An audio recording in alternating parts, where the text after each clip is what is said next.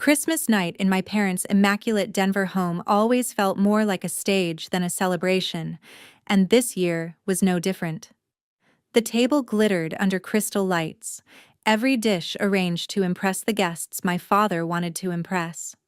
My hands trembled slightly as I said, "Dad, Mom, Camilla, this is Noah, my boyfriend."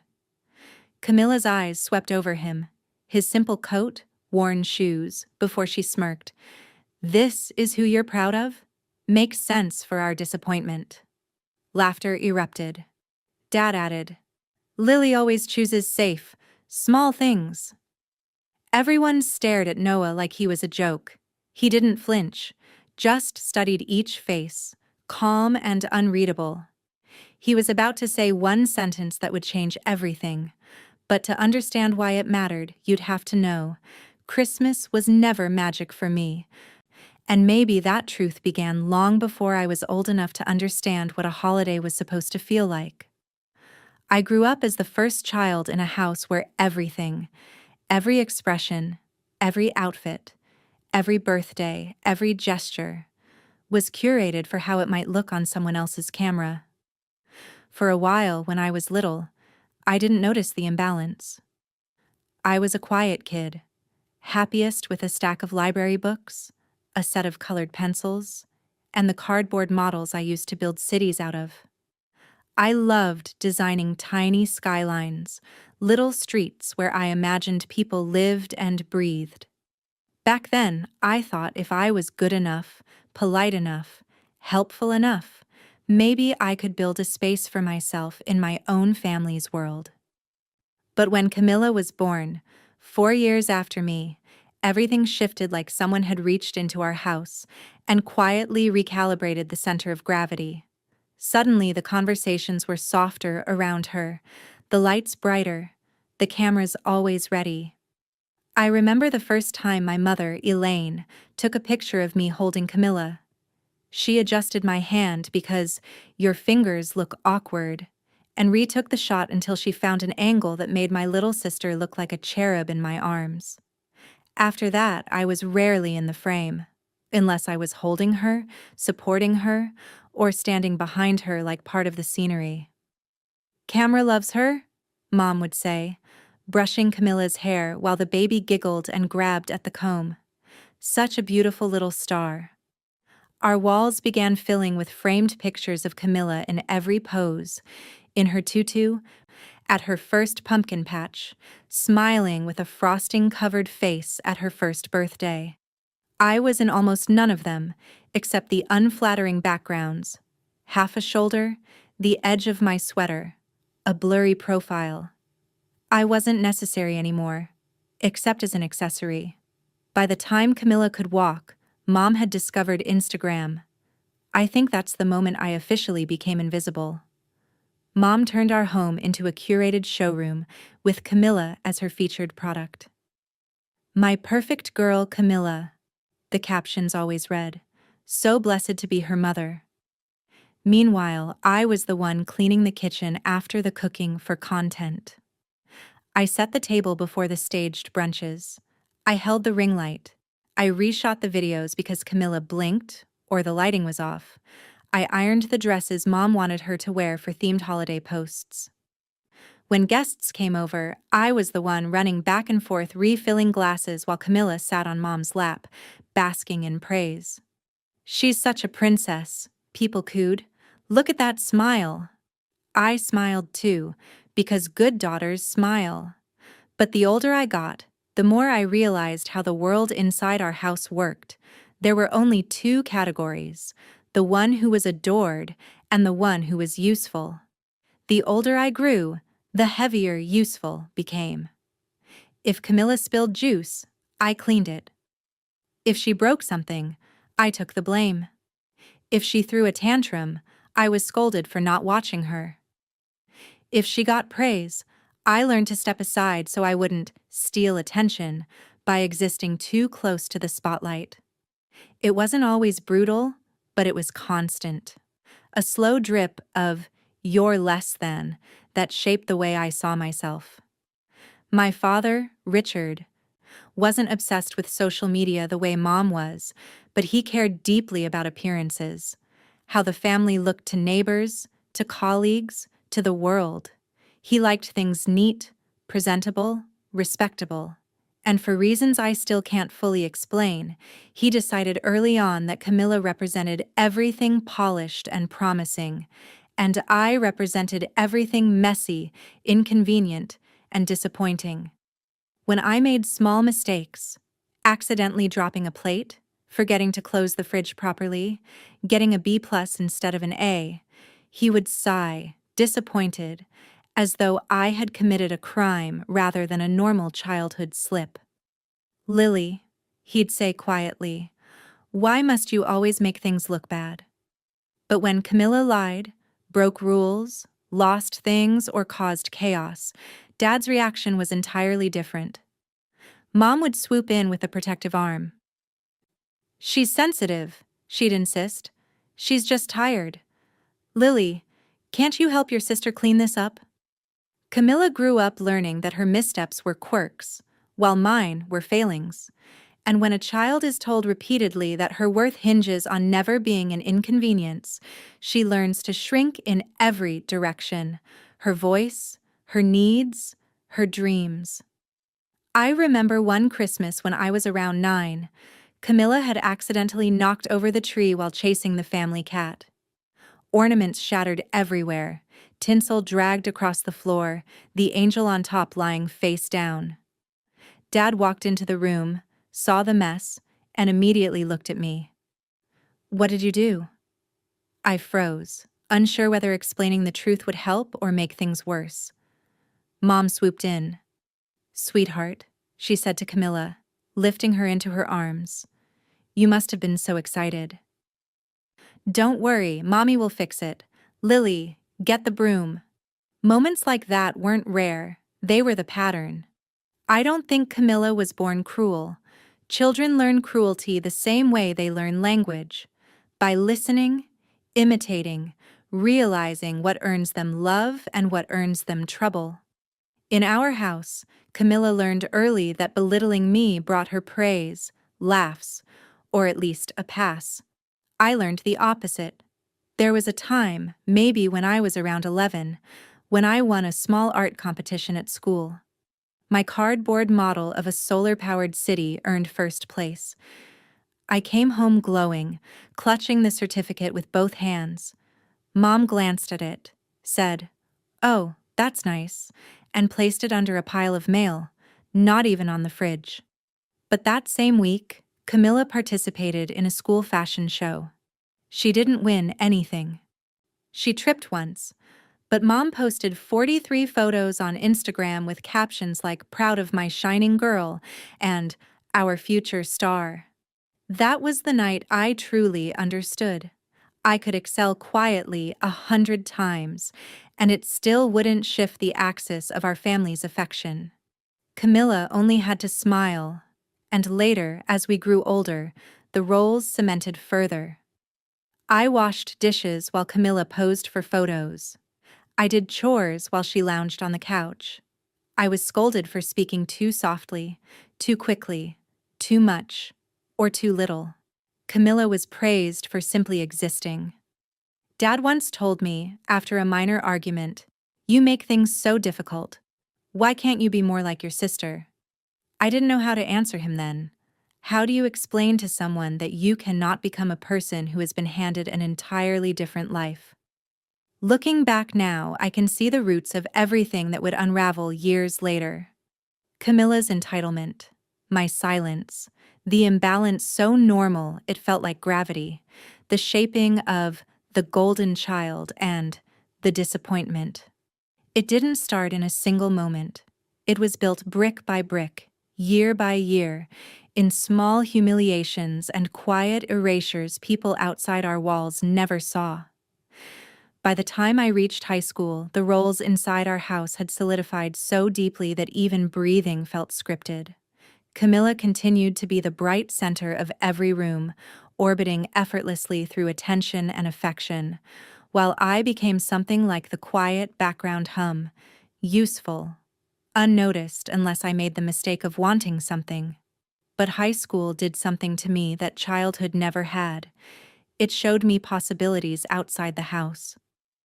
I discovered architecture first, through a teacher who let me borrow old textbooks and who saw the way I lit up when she explained how buildings weren't just structures, but stories told through lines, weight, and light.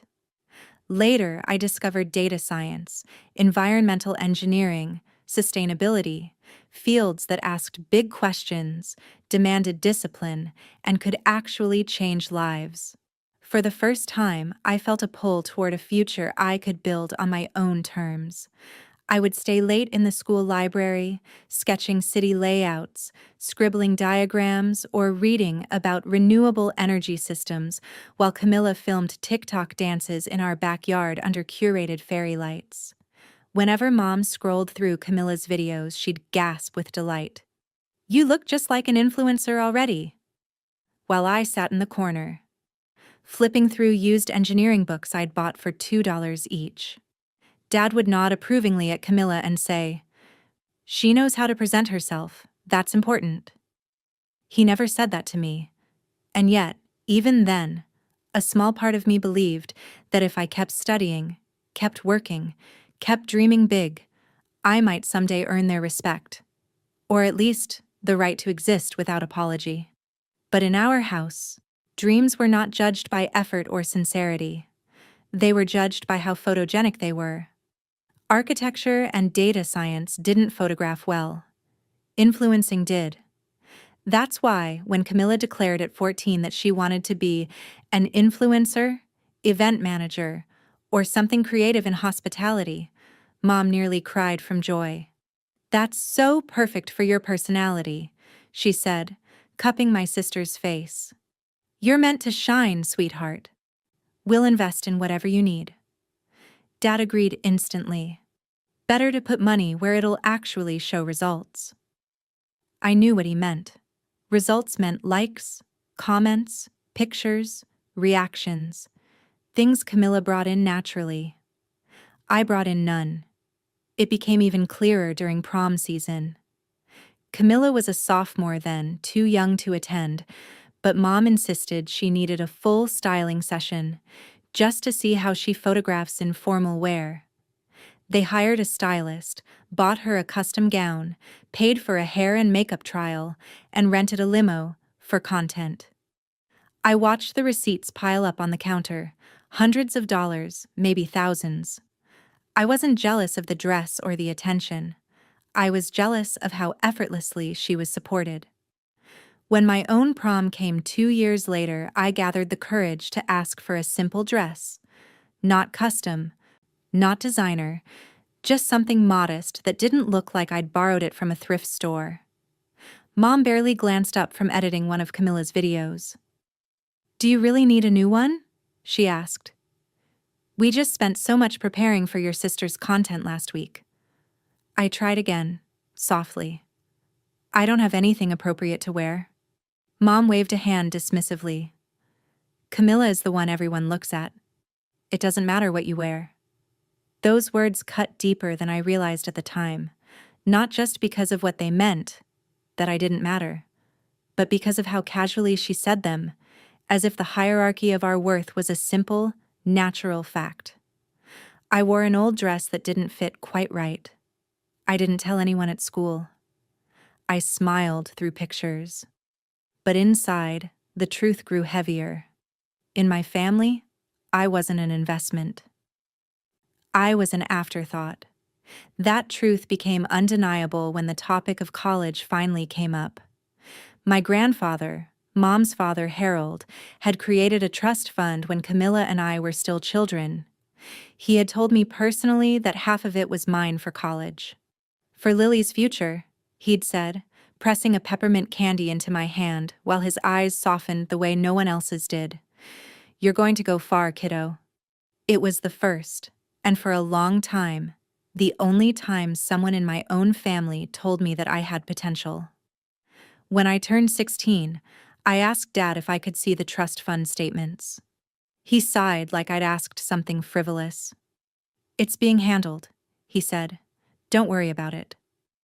But he never showed me the paperwork. never mentioned it again. I didn't push, because in our house, pushing only made me the problem. Then came the moment that truly cemented my place in the family hierarchy. It was a warm spring afternoon, and I was washing dishes after helping Mom prepare snacks for a neighborhood gathering. I was halfway through scrubbing a stubborn pan when I overheard Mrs. Whitaker, the woman who lived 3 houses down, ask casually, "So, Lily's a junior now, right? What's she planning for college?" I froze. Dad laughed lightly as though the question amused him. "Lily," he said. "Well, she's still floating around." Floating around. The words hit me like a cold slap. Mrs. Whitaker chuckled politely. "Oh? I thought she was quite studious." "She tries," Dad replied. "But not everyone is college material. Camilla is our real promising one. She's got the spark. The presence." I remember the dish slipping slightly in my hands, the warm, soapy water turning cold against my skin. I stood there, invisible but exposed, listening to my father dismiss my entire future like it was obvious, like it was settled, like I had never shown an ounce of dedication. And then Mrs. Whitaker said something like, "Well, every child has their strengths," before changing the subject. But my father's words clung to me long after her car pulled away.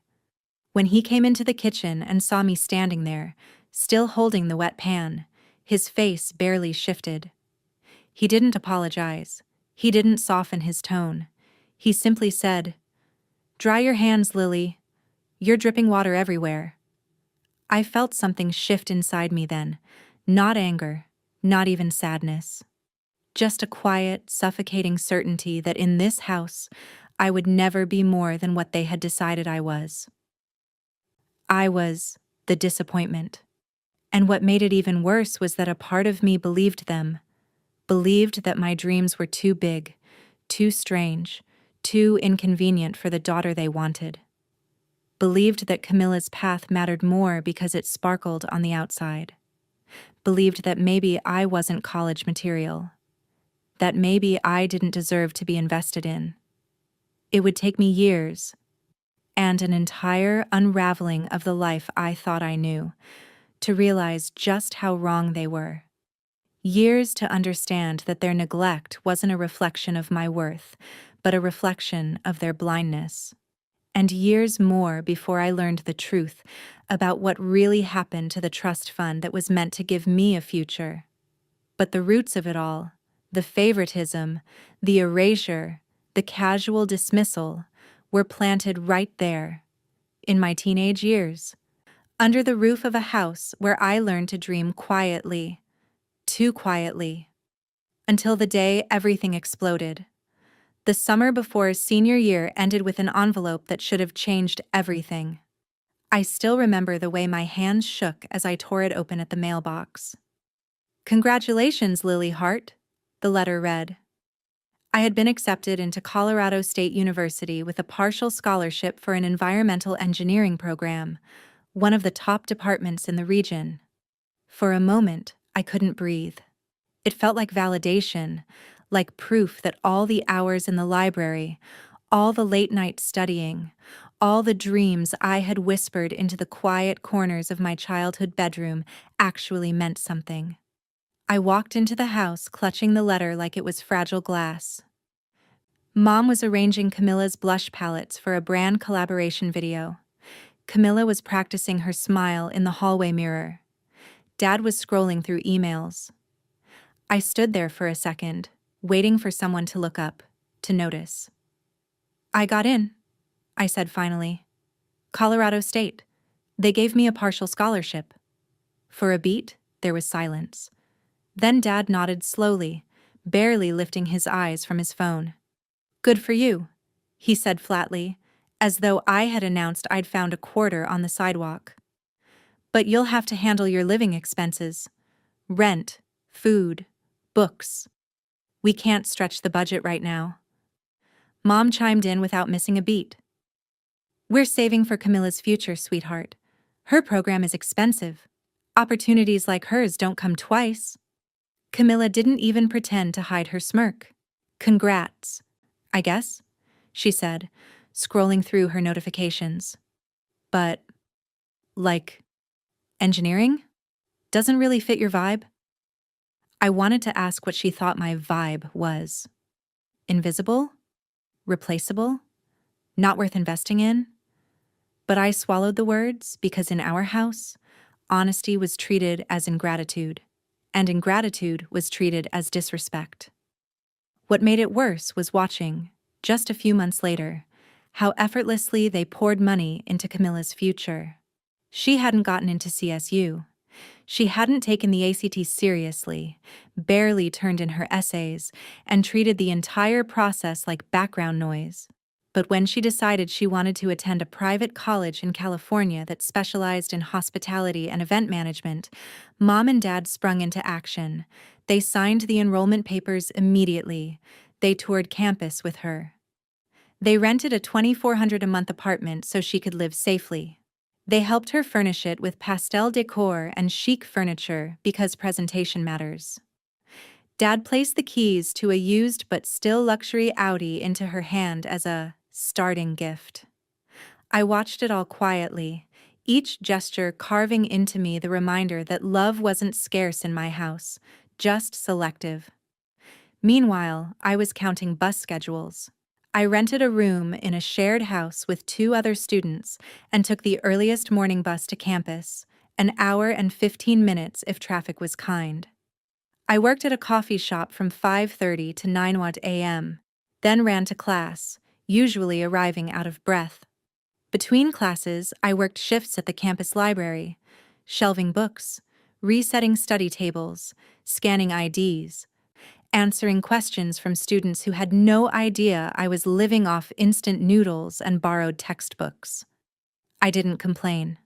I wanted this. I wanted a future that felt like mine, even if I had to build it with blistered hands and borrowed dreams. But my body wasn't invincible, and exhaustion is a slow thief. It crept in quietly, first in my grades slipping, then in headaches that never seemed to go away, then in the tremble in my hands that the campus nurse insisted was just stress. I told Mom once on a rare phone call that I was having a hard time. She sighed. Lily, everyone struggles. Don't be dramatic. Camilla added in the background, laughing. Maybe college just isn't your thing. That's okay. Just don't tank the vibe at Christmas. The final breaking point came when the landlord announced that rent would be increasing by $150 starting next month. It might as well have been $1,500. I stared at the notice taped to the fridge and felt everything inside me collapse inward. I was at the library that night shelving books when I realized I couldn't keep going. Not like this. Not while juggling 2 jobs, full-time classes, and a body that felt like it was running out of battery. I walked home in silence, the December wind slicing my cheeks, and drafted a message in my head over and over. When I finally called Dad, I prayed, foolishly, that some part of him would see me as someone worth helping. I need to take a semester off, I said carefully. I'll work extra jobs to save money. I'll come back. I just can't cover all the expenses right now. On the other end of the line, Dad exhaled the way he always did when he felt inconvenienced. I told you this would happen, he muttered. Not everyone is built for academics. Camilla has the presence, the ambition, the it factor. Well, don't force what isn't natural. My throat tightened. Conchi kan mat chutoi jian. Or, Dad continued, maybe this is the universe telling you to rethink your path. Some people just aren't meant for certain things. My dreams, my effort, my acceptance. All minimized to a cosmic accident. He hung up soon after. He had a dinner to get to. I sat on the edge of my bed, staring at the wall until my phone buzzed. It was a text from Camilla. Stop being so dramatic. No one needs another failure at the Christmas dinner table. That was the moment something in me cracked. Not explosively, not loudly, but in a quiet, devastating way. A slow crumble, like an old building whose foundation finally gives way. I wasn't just exhausted. I wasn't just broke. I was unwanted, unsupported, written off. I packed my backpack with the essentials, turned off the lights in my small room, and sat there in the dark for a long time, listening to the distant sound of students laughing outside. They sounded free, hopeful, young. I didn't feel like any of those things. I felt ancient, tired, hollowed out. And for the first time in my life, I wondered if my father had been right all along, if I really wasn't meant for college, or success, or anything more than being the convenient disappointment they had always shaped me to be. It took me years to realize how wrong that was, but in that moment, with rent overdue and my body failing and my family dismissing me like a burden, I felt the full weight of the identity they had carved into me. Failure. And I believed it. The room I moved into wasn't really a room, more like the leftover space someone decided to monetize. It sat above an old coin laundry on Colfax Avenue, the kind of street where sirens were part of the soundtrack and where the neon signs flickered like they were tired of trying. The stairs leading up to my unit creaked with every step, and when I opened the door for the first time, the smell of detergent and machine heat drifted up through the floorboards. But it was cheap, and it was mine. And after everything I'd just walked away from, mine felt like a luxury. My bed was a sunken twin mattress someone had left behind, covered with a thin blanket I found at a thrift store. The desk was wobbly, leaning slightly to the right like it was giving up on its purpose. My second-hand laptop overheated so loudly that sometimes I'd put it in the freezer for a minute just to cool it down. The walls were bare except for a single window overlooking a dumpster alley. It wasn't safe. It wasn't warm. It wasn't comfortable.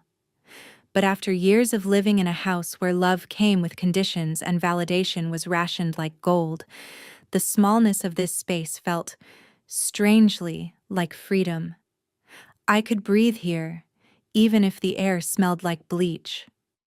At night, the thrum of the dryers downstairs kept me awake, a low mechanical heartbeat. The floor trembled slightly whenever someone overloaded a machine, but the vibration felt grounding, like a reminder that life was still moving, still humming beneath me even when I felt stuck. On my third week living there, something changed. The owner of the laundry, Mr. Ramos, a tired but kind man in his late 50s, was shuffling through receipts at the counter, muttering in Spanish. I had just come downstairs to use the change machine. When he sighed for the 5th time, I couldn't help but ask, "Is everything okay?"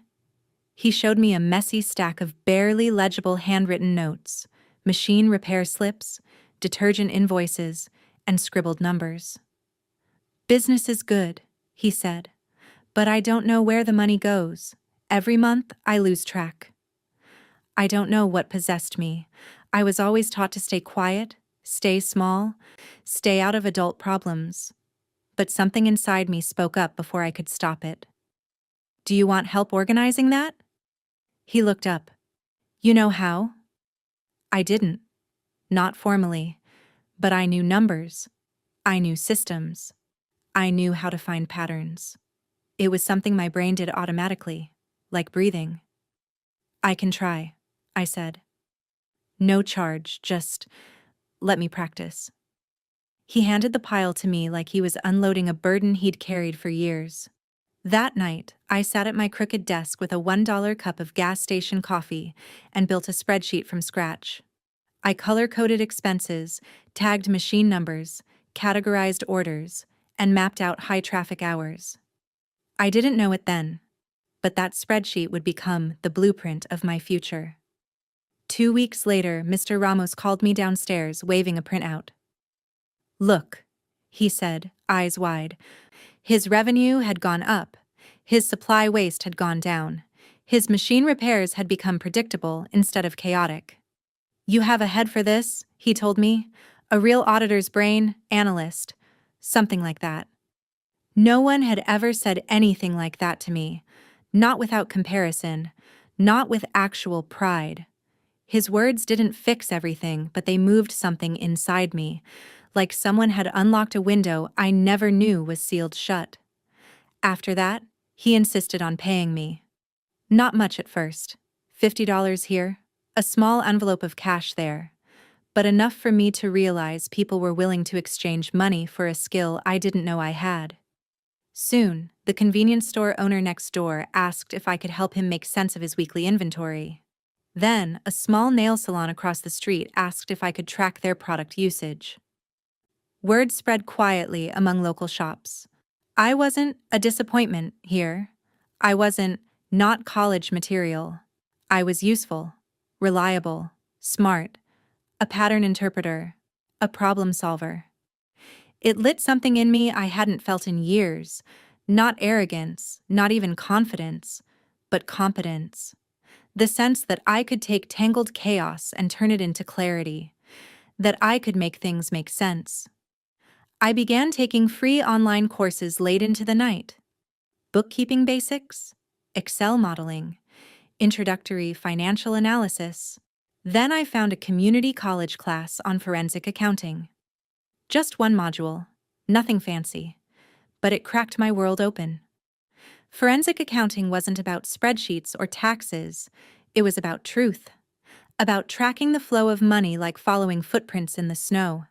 About uncovering what someone didn't want others to see. About telling a story with numbers, one that couldn't be twisted or gaslit away. I became obsessed. Nights blurred into each other as I worked the early shift at the laundry to earn discounted rent, then studied until 3 a.m., fueled by instant noodles and the hum of machines below me. My desk shook every time a dryer started up, but instead of irritating me, it kept me awake, pushing me forward. I scribbled formulas on sticky notes. I practiced recreating fictional fraud cases from textbook examples. I watched free YouTube lectures on data analytics. I built dashboards I didn't know how to use yet. There were moments, small, quiet ones, when I'd lean back in my chair at 2:30 a.m., eyes burning, brain buzzing, and for the first time in years, I would actually smile. Not because life was easy, it wasn't. Not because I suddenly had everything I needed. I didn't. But for the first time since childhood, I felt good at something. Undeniably good. And the world, even if only a tiny corner of Denver, was confirming it. Instead of failing, I was growing. Instead of collapsing, I was rebuilding. Instead of sinking, I was resurfacing. Slowly, painfully, stubbornly. It was a miniature peak. Nothing grand, nothing glamorous. But it was mine. And though I didn't know it yet, the skills I was cultivating in that cramped, vibrating room above a laundromat would soon collide with the very people who once told me I wasn't worth investing in. My past thought it had buried me. But all it had really done was plant me. My first few small bookkeeping gigs opened doors I hadn't even known existed. It started quietly. The bodega owner down the street told his cousin I was good with numbers. The cousin told a friend who ran a tiny dental clinic, and suddenly I was sitting at a cluttered desk surrounded by appointment cards, insurance statements, and mismatched file folders. What surprised people wasn't that I could organize their books. It was that I could see what they didn't. I noticed patterns. Why the clinic was overspending on supplies every third week. How the grocery store's cash drawer was always short on Fridays. Why the nail salon's product usage didn't match customer volume. I wasn't looking for fraud, not yet. I was just making sense of the noise. But clients whispered to each other about me like I was some kind of financial detective, and that word, detective, followed me quietly from one small business to another. Then came the project that changed everything. A struggling nonprofit reached out after hearing about me from the dental clinic. They suspected that one of their employees was mishandling donation funds, but they didn't have the budget for a major Denver firm. They asked if I could take a look. I expected messy receipts, misfiled invoices, maybe a forgotten vendor contract. What I found was a trail, thin, almost elegant, of tiny discrepancies spaced just far enough apart to look like human error, but they weren't. Each mismatch was carefully timed, always just before quarterly reports. A few dollars turned into a few hundred turned into thousands. It was the first time I felt like I wasn't just tracking numbers, I was uncovering intention. I prepared a simple report, color-coded, straightforward, with a timeline that exposed the pattern. The executive director was stunned. "How did you even see this?" she whispered. I didn't know how to explain it. The numbers talked to me. They formed shapes, roots, shadows. My brain filled in the blanks before I consciously understood them. Still, the nonprofit decided they needed a formal investigation. That was the day Noah walked in. I didn't notice him at first. I was leaning over the director's desk, trying to explain variance percentages again, using an analogy about grocery bags. He stood quietly by the door, listening. When the director introduced him, "This is Noah Harrington, our external forensic counsel." I assumed he was another lawyer who spoke only in legal jargon and carried sleek briefcases that cost more than my monthly rent. But he wasn't like that. He was observant, calm, kind-eyed. And then he asked me a question no one had asked before. "Can you walk me through how you found this pattern?" Most people wanted the conclusion, not the process. Noah wanted both. I walked him through each irregularity, each misaligned timestamp, each vendor inconsistency. As I talked, he didn't interrupt. He didn't look confused. He didn't dismiss anything. He watched me with this steady, grounded focus that made me feel, unexpectedly, heard. When I finished, he nodded and said, "That was one of the clearest financial breakdowns I've heard in months." The words settled inside me like warm sediment. After the meeting, when the others stepped out, he lingered. "Do you do this full-time?" he asked. I laughed. "This? No. I work at a laundry, sometimes a grocery store, sometimes whoever needs help." He studied me for a moment, as if recalibrating everything he'd assumed. "Have you ever thought about doing this as a career?" he asked. "Financial investigations? Forensic analysis? You see things most people overlook. That's not common." I shrugged lightly. "I don't have a degree." "Plenty of people in this field don't," he replied. "But they don't have your instincts. You have something that can't be taught." His words stuck with me long after he left. A week later, he emailed asking if I wanted to assist him on another small case. Not formally, just as a consultant. When I said yes, I assumed it would be a one-time thing. It wasn't. That case led to 2 more, then 5, then 10. Before I realized what was happening, our makeshift collaboration had turned into a quiet partnership. He handled the legal strategy, the courtroom language, the client-facing explanations. I handled the numbers, the anomalies, the hidden transfers, the silent trails left behind by people who thought no one would notice. We worked well together, uncomfortably well at times. In the beginning, I stumbled over my words when presenting. Noah never rushed me, never made me feel inadequate. He would say, "Start wherever you want, I'll follow." And he always did. As the months passed, we decided to do something neither of us had planned. We opened a tiny practice of our own. Just a 2-person operation at first, in a small rented office above an old bookstore.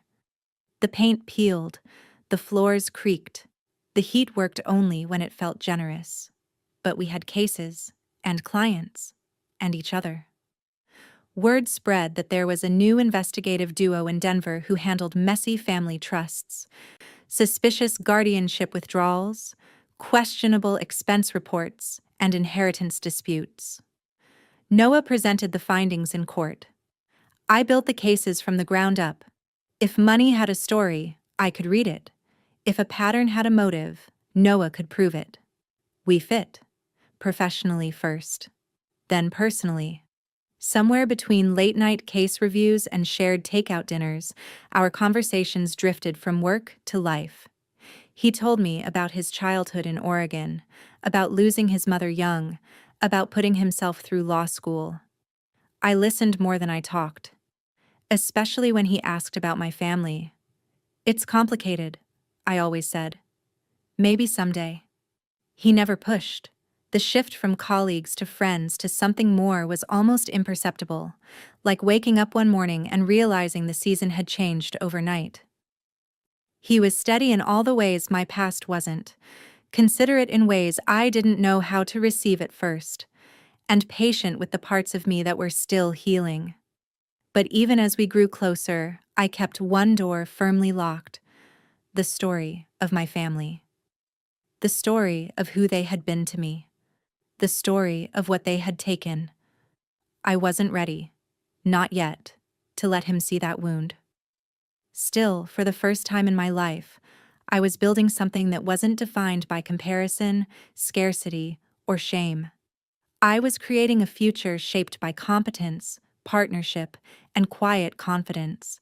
And though I didn't know it then, the path Noah and I were carving together would soon circle back to collide with the very people who once told me I wasn't worth investing in. The past wasn't done with me, but neither, it seemed, was destiny. The case that would unravel everything came to us on a quiet Thursday morning, one of those gray Denver days when the sky felt low enough to touch.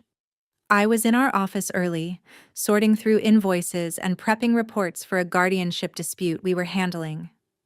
Noah walked in a few minutes later holding a thick manila folder. I barely glanced up until I heard the tone in his voice, measured, serious, almost cautious. "We have a new intake," he said, setting the folder between us. "From an elderly client, complicated family trust issue, former stroke patient." That last detail made me pause. Stroke patients were vulnerable. Their finances were often left at the mercy of whoever held guardianship.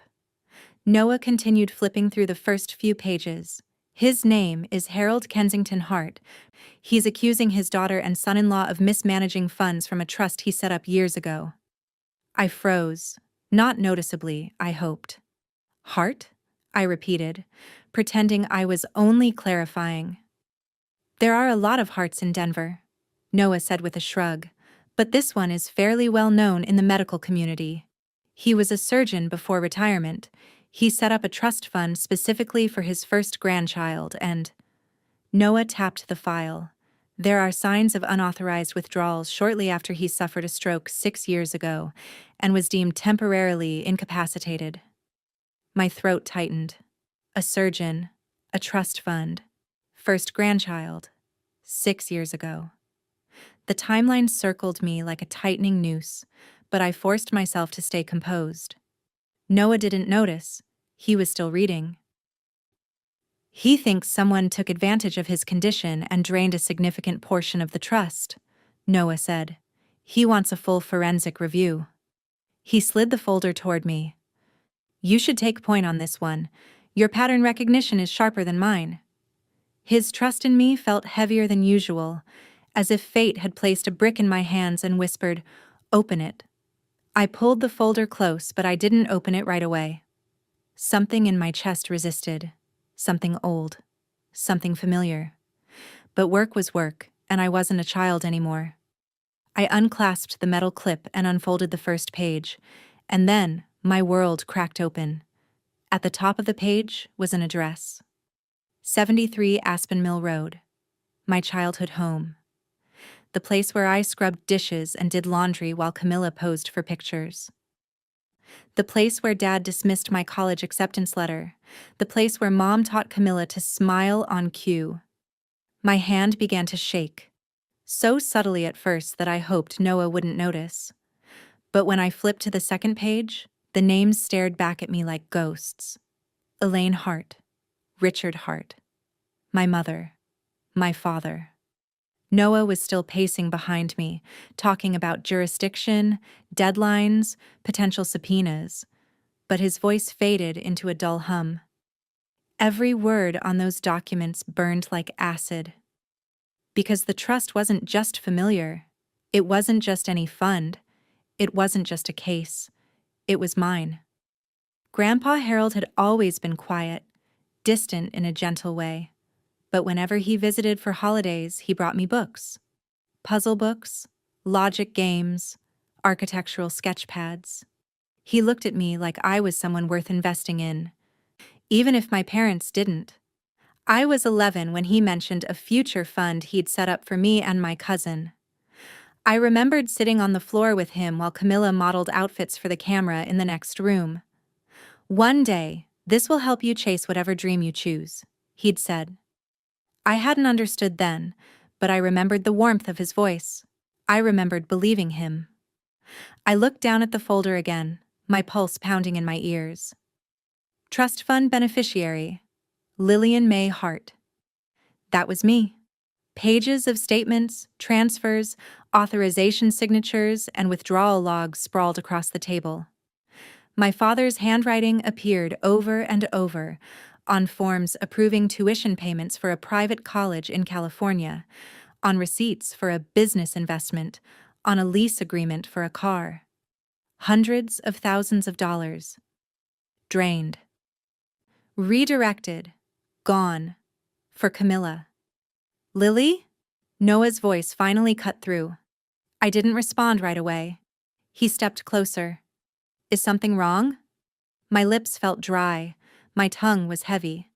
I forced the words out carefully, as if speaking too loudly might shatter something fragile inside me. "This..." I swallowed hard. "This is my family." Noah froze. "What?" I pointed at the names. "Elaine and Richard Hart. They're my parents. Camilla. She's my sister." His eyes widened, shock flickering across his face.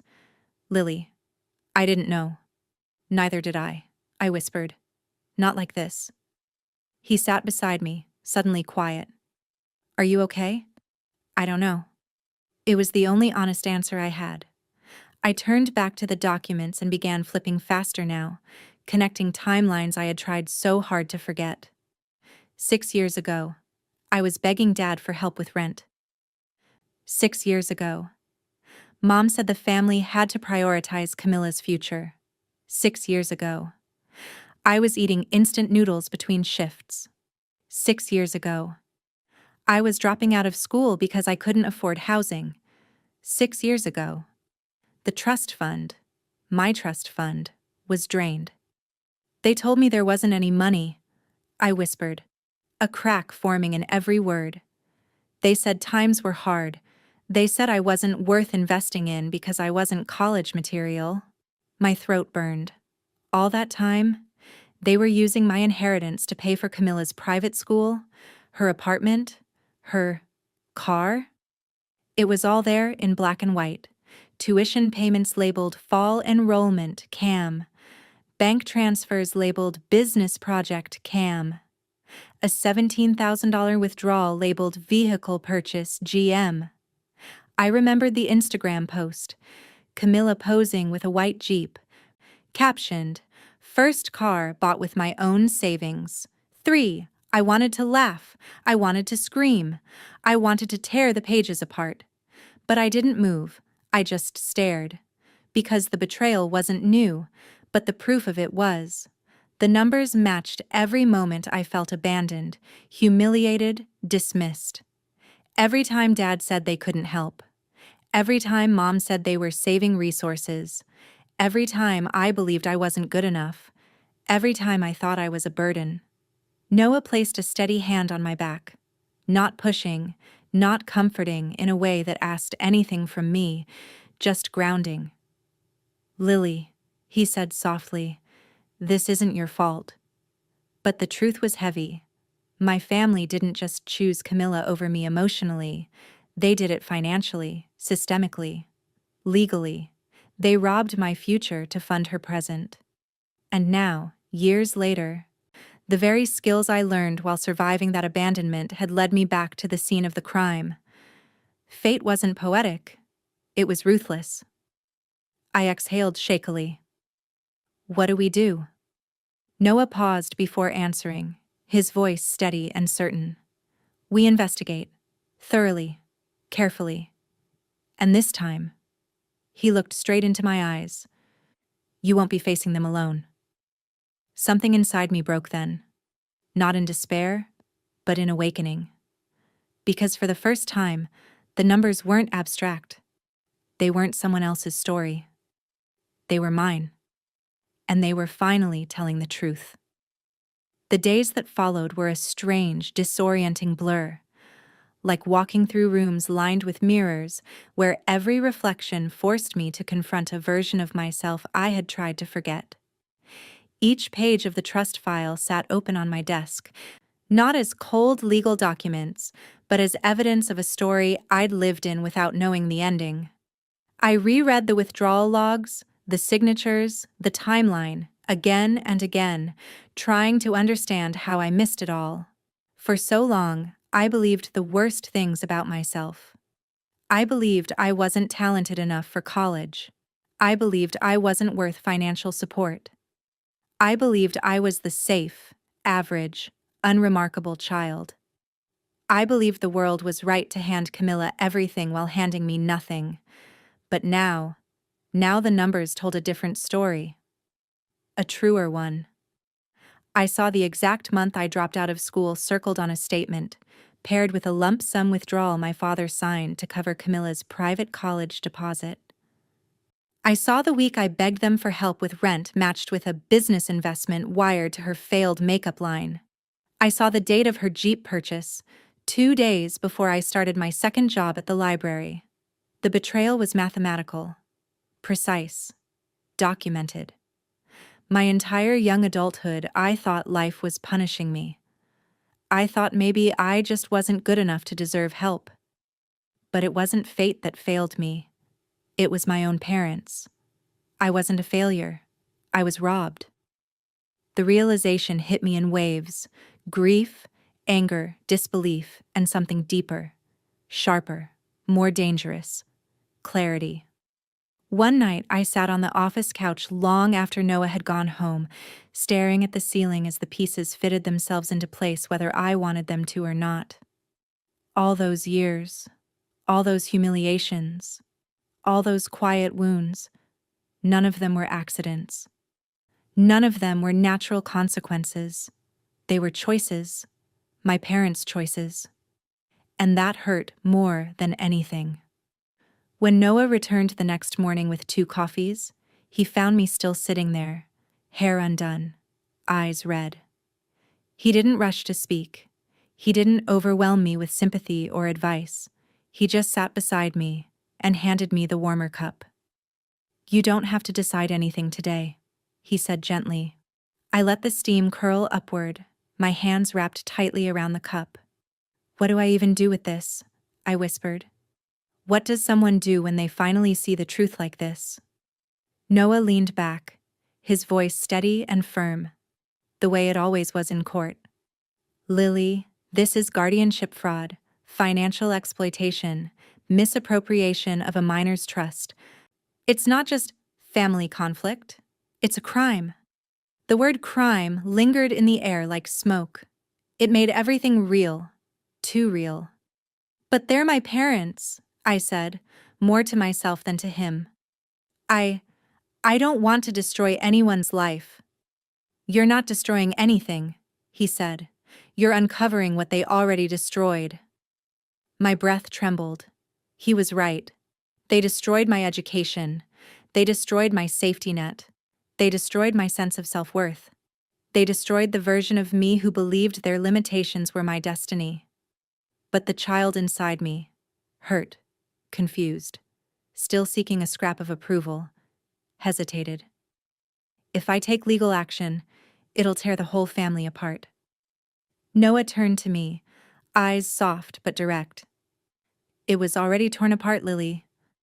They just made sure you were the only one bleeding from it. The truth cracked something open inside me. For the first time, anger wasn't a flame. It was a quiet, steady heat. Controlled, clear, righteous. I wasn't looking for revenge. I was looking for justice. But justice wasn't simple when it involved the people who raised you. The people who convinced you love was conditional. The people who'd let you starve for opportunities while feeding your sister with money meant for you. I spent days wrestling with it, lying awake on the couch, pacing the office hallway, flipping through documents until my vision blurred. Noah didn't push me. He didn't tell me what he thought I should do. He just showed up, ready to stand wherever I decided to stand. And then, as if fate wanted to script the next chapter with cruel precision, an email arrived. Subject: Christmas dinner. You coming home? It was from my mother. A message full of cheerful emojis and hollow warmth, bragging about Camilla's new fiancé. A successful real estate investor, apparently, and how they couldn't wait to show the family how well everyone is doing this year. She wrote it like nothing had ever happened. Like I hadn't spent years scraping by while they siphoned off my future. Like everything was normal. After that came a text from Camilla. Dress nicely this time. It's an important night for me. No, how are you? No, I miss you. Not even a perfunctory apology for anything she'd ever done. Just entitlement, polished and casual. The audacity was breathtaking. I stared at the screen, feeling the familiar ache in my chest, the reflexive urge to shrink, to avoid conflict, to stay the good one. But then Noah read the messages over my shoulder.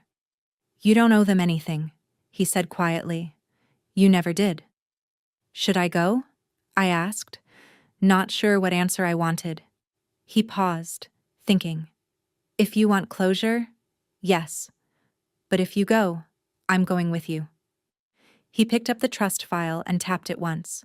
And this time, you're not entering that house empty-handed. Those words anchored me. For the first time in my life, I wasn't the powerless child being summoned home for someone else's performance. I was an adult, a professional, a woman who had clawed her way out of the pit they pushed her into. I wasn't the disappointment.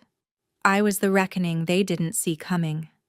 As the day of the dinner approached, the anxiety sat deep in my stomach, but beneath it, a quiet strength took root.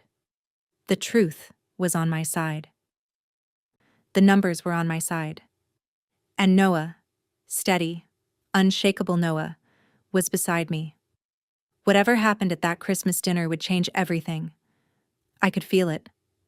There was no going back now. Only forward. Into the fire.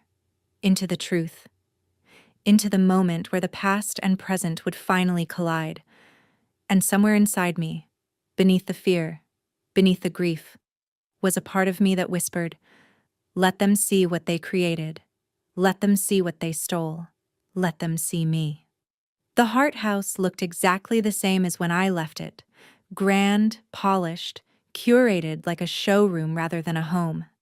The Christmas lights framed every window with magazine-level precision, and a 12-foot fir tree stood in the foyer, dripping with gold ornaments and ribbon spirals. I could practically hear my mother's voice in each detail. Make sure it looks successful. Make sure it looks enviable. The driveway was full. Mercedes, Lexus, BMW, and my father's pride and joy, a new Range Rover. Noah parked further down the street. Even from there, the house glowed like a promise it never kept. As we walked up the stone steps, I felt that familiar tightness in my chest. The same one I used to get at 15, when I was bracing myself for the subtle jabs and the louder disappointments. Noah squeezed my hand once, grounding me. We go at your pace, he murmured. I nodded, even though nothing inside me felt steady. The door swung open before we even knocked. Camilla stood there, dressed in a sparkling emerald dress, hair curled perfectly, makeup flawless. She looked exactly like someone who had grown up believing the world was her stage, and tonight, apparently, was her spotlight. "Lily!" she sang, pulling me into a hug that felt more like a photo op than affection. She didn't even look at Noah. The foyer was buzzing with people. My father's colleagues from the hospital, my mother's book club friends, neighbors, acquaintances. The entire night was a performance, and the audience had arrived early. "Coats go on the rack," Camilla instructed without warmth. "And Mom said you can start helping in the kitchen. She's behind schedule." I opened my mouth to respond, but she was already gliding away, greeting people, laughing too loudly, performing the role of the perfect hostess. Noah leaned toward me. "Wow," he whispered dryly. She didn't even give me a chance to disappoint her. I almost laughed, but the knot in my stomach was too tight. Inside, the house smelled of roasted turkey, cinnamon, and something else. Nostalgia mixed with dread. My mother, Elaine, stood in the kitchen wearing a designer apron she had clearly never cooked in. When she saw me, she gave a polite smile that didn't reach her eyes. "Oh, Lily. Good, you're here. Can you arrange the bread rolls? And make sure the napkins are folded in the star shape, not the tree shape. Last year's photos looked messy. Not, 'How are you?' Not, 'How have you been?' Not even a real greeting." I folded the napkins quietly, letting conversations drift around me. Camilla's fiancé closed another deal, such a talented young man. "Did you see her charity gala photos? She looked stunning." "Poor Lily. Still single last time I heard?" Every comment was a pinprick. Noah lingered in the living room, politely answering small talk, though I could tell he was observing everything, every dynamic, every microaggression, every tone. Dinner was finally announced, and everyone filed into the grand dining room. The table looked like a magazine spread, long, elegant, over-decorated. I carried the bread basket behind my mother, feeling once again like the family assistant rather than a daughter. As I set the rolls down, a woman I vaguely recognized squinted at me. "Lily, dear, what are you doing now? Still figuring things out?" My mother coughed into her napkin, trying to hide a smirk. My father didn't even look up. It was all so familiar it made my hands go cold. I returned to Noah's side, the only place in that room where my presence didn't feel like an inconvenience. When my mother clinked her glass for attention, always eager to open the evening with a toast, the room quieted. She gestured toward Camilla and her fiancé. "We're so proud of these two. Such a promising couple. Such a bright future." She spoke like a queen introducing heirs to a throne. I waited for her to mention my name. She didn't. After the toast, conversations erupted again. People complimented Camilla's dress, her hair, her ring, her fiancé's portfolio. I was fading into the background, a blur in a house that once felt like a cage. Noah noticed me retreating internally. He nudged my hand gently. "Whenever you're ready," he murmured. My heart hammered. My throat tightened. But I knew if I didn't introduce him now, my family would rewrite the narrative as Lily came home alone again. I stood up. "Dad, Mom, Camilla, everyone. I'd like you to meet someone." The chatter softened. Heads turned. A few bored expressions lifted with curiosity. I reached out my hand. Noah stepped forward. "This is Noah," I said, voice steady despite the quake inside me. "My boyfriend." The silence barely lasted a second. Then Camilla laughed. Loud, sharp, delightedly cruel. She looked Noah from head to toe, his plain boots, his minimalist jacket, the lack of flashy labels, and smirked. "This is who you're proud of?" she snorted. "Makes sense for our disappointment." My father let out a bark of laughter. My mother covered her mouth, giggling. Several guests exchanged amused glances. Someone muttered, "Oh dear," under their breath. The humiliation hit me like a slap. It wasn't new, but the intensity, the public spectacle, the casual cruelty, it collapsed every memory onto my shoulders. The prom dress rejection, the college dismissal, the not college material remark. The nights I cried on a bus ride home. All of it. All at once. Noah's hand didn't tighten or tense. He didn't stiffen. He didn't defend himself. He simply set down his wine glass with a soft clink that cut through the room. And then he looked around. Slowly, deliberately, meeting every gaze without flinching. Finally, his eyes landed on Camilla. His voice, when he spoke, was calm. Almost conversational. "Funny," he said, "because starting next month, none of this will legally belong to any of you." The reaction was instant. Every laugh died mid-breath. Every smirk dropped. Every chair became suddenly still. A second ago, the room had been roaring with noise. Now you could hear the faint hum of the thermostat. My mother blinked. "Excuse me?" Noah reached into his leather bag and pulled out a thick folder, the same folder I had stared at for nights. He placed it gently on the table, right beside the rosemary turkey. He turned to me. "It's time they hear the full story, don't you think?" My pulse pounded in my ears. Every pair of eyes swung toward me. My father's annoyance flickered into something darker. My mother's smile tightened. Camilla's face paled slightly, almost imperceptibly, but I saw it. She sensed something shifting, something slipping out of her control. Noah remained steady beside me, a quiet force holding the line. The room wasn't laughing anymore. The performance was over. And the reckoning was about to begin. For a long moment, no one spoke. The only sound in the room was the faint clink of a wine glass settling unevenly on the table. My father's face stiffened, the muscles along his jaw tightening as if he were preparing to lecture a nurse for misfiling charts. My mother blinked rapid, shallow blinks, her social smile frozen unnaturally in place. Camilla looked from Noah to me, then to the folder on the table, her expression flickering between confusion and dawning fear.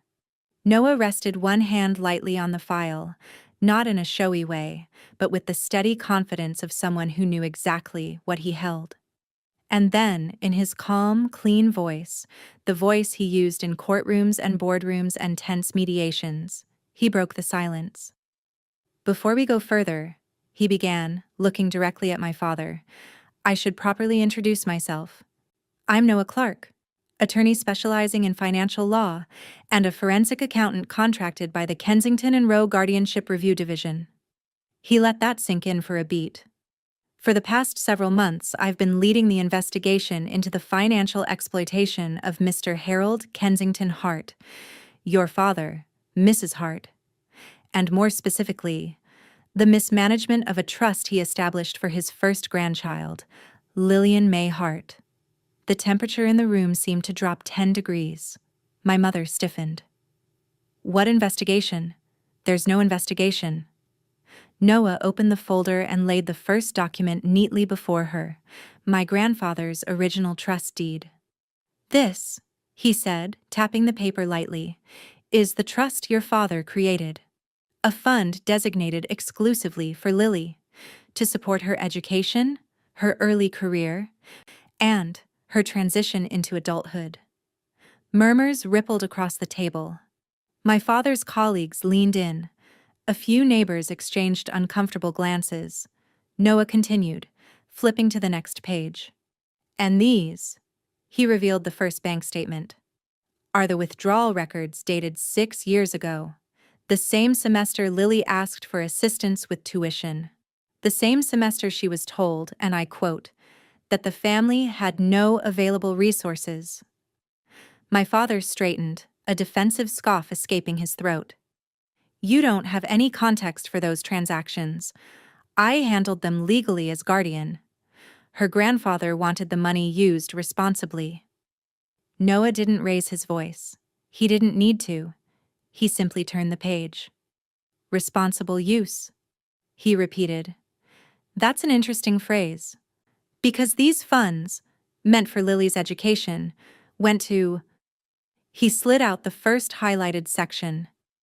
Tuition payments for Camilla Hart's private college. A gasp came from someone at the far end of the table. Sarah, the woman from my mother's book club, clasped her hand over her mouth. Noah revealed another page. And this $12,870 withdrawal, labeled as a business opportunity, was transferred to Camilla's cosmetics startup. Another pause. Then he lifted the final highlighted line. And this $17,000 transfer? That one purchased a Jeep Wrangler, registered under Camilla, posted online as her first car bought with my own savings. He slid the printed Instagram post onto the table like the final card in a winning hand. The photo showed Camilla posing beside the Jeep, head tilted, smile bright, captioned exactly as I remembered. You could hear the embarrassment ripple through the room. Camilla's face flushed. That's not... I didn't... Dad told me it was a loan. He said Grandpa wanted to help me get established. Noah calmly pulled out a signed document. This is your receipt acknowledging the funds came from a family trust, specifically from Lily's benefactor account. And your signature is right here. He angled the page so the entire table could see. Camilla's breath caught.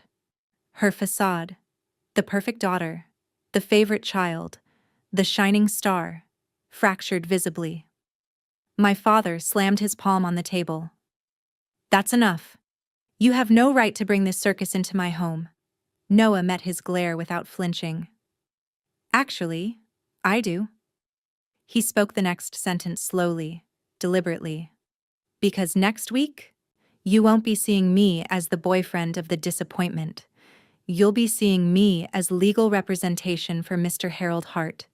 And for Lily, the victim of the financial exploitation you committed under your guardianship. A heavy, suffocating silence swept through the room, the kind that comes right before the whole world tilts. My mother shook her head, her polished composure unraveling. No, this is a misunderstanding. We helped Camilla because she had potential. We couldn't just throw money at Lily's whims. Whims? Noah cut in sharply. He never raised his voice, but the room felt the weight of it. You told your daughter she wasn't worth investing in while spending her inheritance on cars, tuition, and failed ventures for her sister. Everything you're flaunting tonight, the jewelry, the vehicles, the wine you're pouring, comes from funds that did not belong to you. My father stood abruptly, pushing back his chair. Get out of my house. Before Noah could answer, one of Dad's colleagues, a distinguished radiologist, spoke quietly to his wife. We should go. Another couple rose, then another, then another. The discomfort was contagious. No one wanted their name attached to a brewing legal scandal.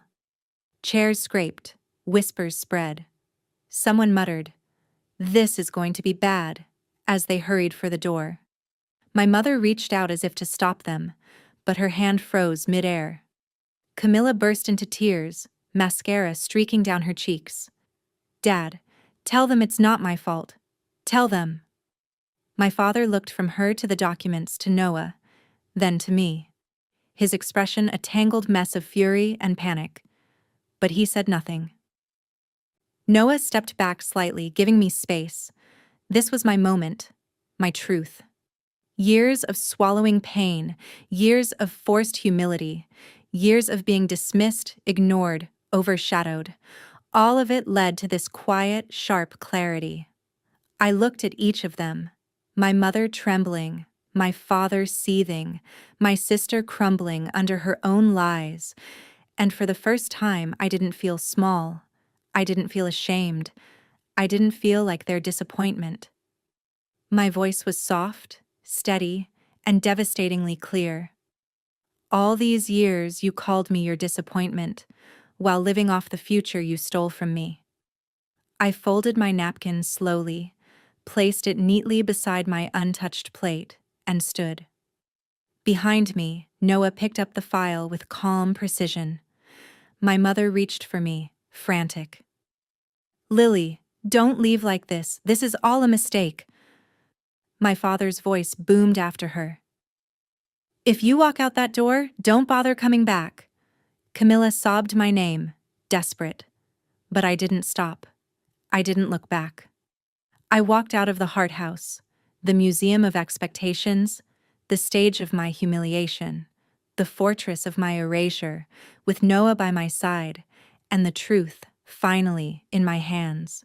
The cold night air hit my face like a baptism. It felt like the first breath of my life. The months that followed moved with a strange mixture of swiftness and gravity, like dominoes that had been standing for years suddenly tipping over in perfect, inevitable sequence. Once the investigation moved formally into the court system, everything my parents had buried beneath image, influence, and denial came to the surface. There was no spinning it. No pretty phrasing. No Christmas lights bright enough to hide what they'd done. Guardianship fraud wasn't something a judge overlooked, not when the paper trail was this clear and the beneficiary, me, had been denied her education while the money funded luxury and convenience for someone else. My father's anger shifted into desperation as attorneys entered the picture. My mother's composure fractured early. She cried in hearings, blamed stress, blamed misunderstanding, blamed my grandfather's poor communication. But the records were meticulous. My grandfather had been far more organized than they ever admitted, and the law was unforgiving. In the final ruling, my father was ordered to repay the trust in full, plus penalties for misappropriation and breach of fiduciary duty. Their home, my childhood home, the place where I folded napkins and scrubbed dishes and tried so hard to be enough, went on the market within weeks. The boat I was never allowed to step foot on was sold next. The mountain cabin they flaunted on social media followed soon after. Each listing felt like a stone being plucked from a wall that had confined me for years. Camilla tried to salvage her image, but her fiancé quietly disappeared from her life once the scandal gained traction. According to someone in Mom's book club, he said he couldn't build a future on a family that lies. Her influencer persona cracked. Brand deals evaporated. Followers dwindled. The perfect daughter facade, shiny, polished, untouchable, crumbled exactly the way fragile things do when they finally meet pressure, all at once. I should have felt triumphant watching it all unfold. Maybe a part of me did. But mostly, I felt something softer, quieter, steadier, closure. I wasn't rooting for their downfall. I was witnessing the truth reorder itself. And for the first time in my life, the truth was on my side. When the settlement funds were released, Noah and I sat together in the office, the same small plant-filled room where everything began, to read the final document. My name appeared again and again, not as the footnote in someone else's story, but as the rightful recipient of what had always been mine. "What do you want to do with the money?" Noah asked softly. I expected the question to overwhelm me. Instead, I felt clear. "Finish what I started," I said. So I did. I enrolled in a flexible online university program focusing on forensic accounting and data analytics. Not because I needed the degree to validate myself anymore, but because I wanted to finish the dream I once held in trembling hands. I wanted to claim the version of myself my parents said wasn't worth investing in. And I invested in her myself. At the same time, Noah and I expanded our practice. With the funds, we rented a modest but sun-bright office space in Portland. Large windows, soft rugs, countless potted plants, and a pair of desks that actually matched. We specialized in exactly the kind of work that had once crushed me, cases where someone's financial future had been stolen by the very people meant to protect them. Elder exploitation, inheritance fraud, mismanaged guardianships, hidden assets, victims who were told they must have misunderstood, victims who carried shame that was never theirs to carry. I didn't just work those cases, I understood them intimately. Clients trusted me because my empathy wasn't theoretical, it was lived. And that became my quiet power. That became the version of me I never knew I could be. Noah and I built a life together. Not lavish, not loud, but warm and intentional. Our apartment in Portland was small, filled with mismatched mugs and leafy plants and soft lamplight. Some evenings we worked side by side in comfortable silence. Other nights we walked in the rain, holding hands in the glow of street lamps. I learned what peace felt like, what safety felt like, what partnership felt like. And then, Christmas came.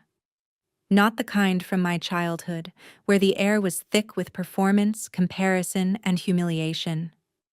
This Christmas was smaller, quieter, softer. There were no photographers, no extravagant centerpieces, no guests invited for status. Just a handful of people who had become a chosen family, two of Noah's colleagues, a couple I had helped recover stolen retirement funds, and Mrs. Henley, a widow in her 70s, whose pension had been mishandled until we took her case and restored her security. She brought her famous cranberry bread and insisted on washing dishes despite Noah's protests. We ate simple, home-cooked food. We shared stories that didn't need to impress anyone. We laughed. Real laughter. Not the polished kind my mother curated for guests. At one point, I stepped back from the table, holding my mug of hot cider, just watching them. Watching Noah leaning forward with that familiar spark in his eyes, watching Mrs. Henley complain about the cold, watching two of our clients, now friends, talk about holiday travels. And something inside me shifted. This wasn't the Christmas stage where I stood as a prop for someone else's superiority. This wasn't the house where I was assigned chores while my sister played hostess. This wasn't a performance. This was a home. And for the first time in my entire life, I felt like I was sitting at a table that I truly belonged to. I exhaled, slow and full. This, I whispered to myself, is the Christmas I deserved all along. Not glittering, not grand, but honest, warm, real. Later that night, after everyone left and the apartment was quiet, I spoke to the audience, the invisible listeners who always felt like the safest place to tell the truth. Blood isn't a free pass to exploit you. You're allowed to protect your future, your finances, your peace. You don't have to play the role of the disappointment just to keep harmony in a broken home. And then, like always, I asked the question that has become a bridge to anyone who's ever felt unseen the way I once did. If you've ever been called the disappointment of your family, tell me your story. And let me know. Where are you listening from? And what time is it for you right now? Because somewhere out there, someone is still sitting at the wrong table, in the wrong home, believing the wrong things about themselves. And maybe, just maybe, my story can help them get up and walk out the door too.